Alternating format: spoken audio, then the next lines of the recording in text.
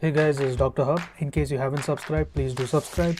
This is a concise, well-crafted summary and it highlights only the important keywords. Breast cancer. You're looking at the USG features.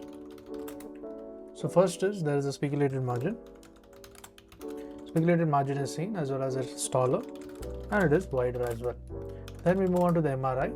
Under the MRI, there is the type C kinetic curve. So there is a type C kinetic curve. So because of this, there is it is suggestive of the breast cancer.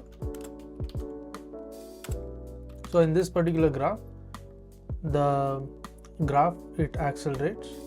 There's a T max and the time in the x-axis and I max in the y-axis.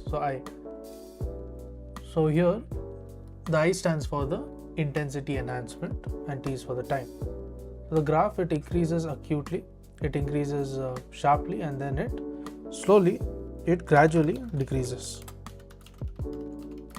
So this is the most sensitive investigation for the ductal carcinoma in situ. So most sensitive for this test and the investigation of choice for the breast implants. To learn and grow daily like this, please do subscribe.